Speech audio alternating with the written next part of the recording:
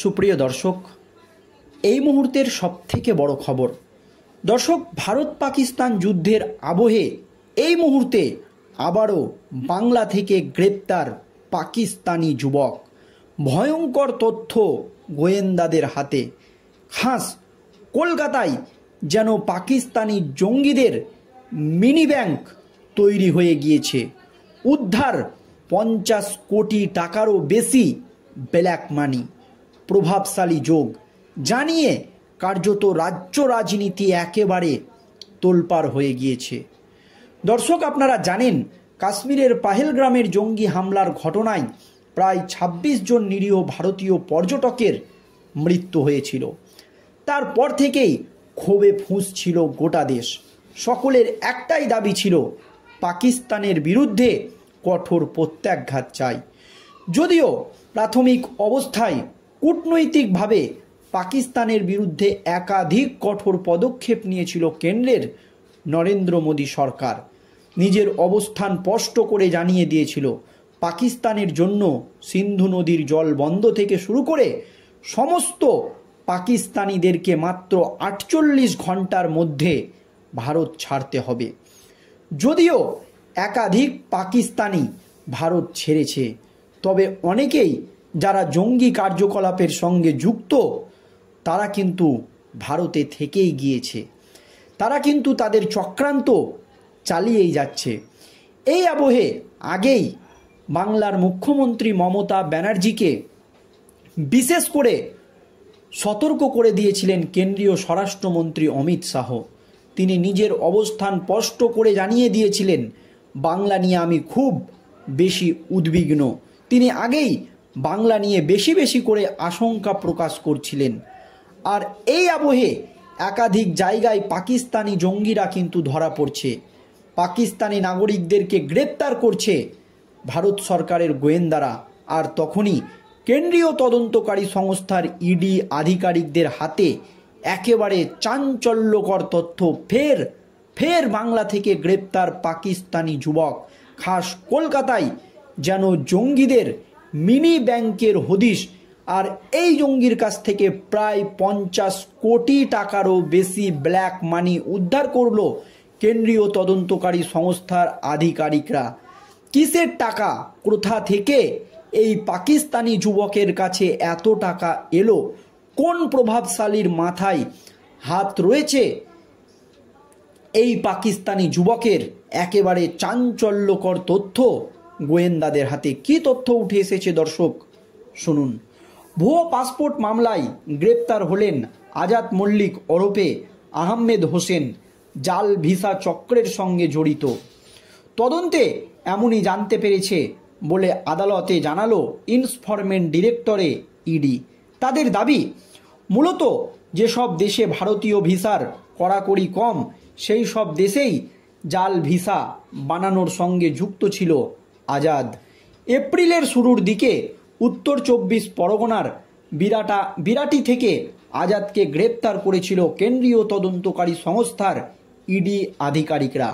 অভিযুক্ত আজাদ বাংলাদেশি বলে প্রাথমিকভাবে জানা গিয়েছিল। তবে তদন্তে উঠে আসে আজাদ আসলে বাংলাদেশি নন, তিনি পাকিস্তানের নাগরিক। ভুয়ো পাসপোর্ট চক্রের জাল বিছিয়েছিল আজাদ। তদন্তে নেমে ইডি এই মামলায় একের পর এক দিক উন্মোচন করে। মঙ্গলবার আদালতে তারা জানিয়েছে, দুবাই, কম্বোডিয়া, মালয়েশিয়ার মতো দেশের জন্যও জাল ভিসা বানানোর বন্দোবস্ত করতেন এই পাকিস্তানি যুবক আজাদ। তার কাছ থেকে 2টি ভোটার কার্ডও উদ্ধার হয়েছে, একটি নৈহাটি বিধানসভা এলাকার এবং অপরটি রাজারহাট গোপালপুর বিধানসভা এলাকার। জাল ভিসা এবং পাসপোর্ট মামলার তদন্তে বিপুল অর্থ লেনদেনের খোঁজ মিলেছে কেন্দ্রীয় তদন্তকারী সংস্থার আধিকারিকদের হাতে।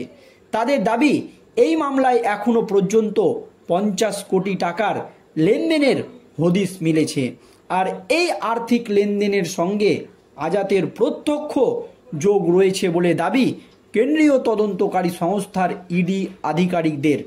এপ্রিলের শেষের দিকে আজাদকে আদালতে হাজির করিয়ে ইডি দাবি করে তিনি আসলে পাকিস্তানের নাগরিক। পাকিস্তানি পরিচয় আড়াল করার জন্য তিনি বাংলাদেশি পরিচয় ব্যবহার করতেন।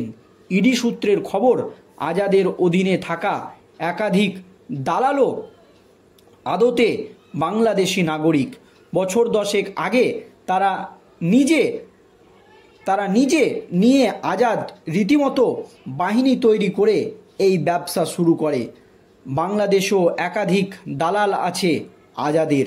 সব মিলিয়ে এই চক্রে পাকাপোক্ত নেটওয়ার্ক গড়ে তুলেছিল আজাদ। সেই চক্রে শুধু পাসপোর্ট নয়, ভিসাও জাল করত বলে দাবি করেছে কেন্দ্রীয় তদন্তকারী সংস্থার ইডি আধিকারিকরা। আর এই আজাদের মাথায়, এই পাকিস্তানি যুবক আজাদের মাথায় নিশ্চয়ই কোনো প্রভাবশালীর হাত রয়েছে। তা না হলে সে কিভাবে এত বড় নেটওয়ার্ক বিস্তারিত করলো, কিভাবে এত বড় জাল ছড়িয়ে পড়লো, পাকিস্তান থেকে এসে কিভাবে এত বড় ব্যবসা দাঁড় করালো, তাও আবার ভুয়ো ব্যবসা।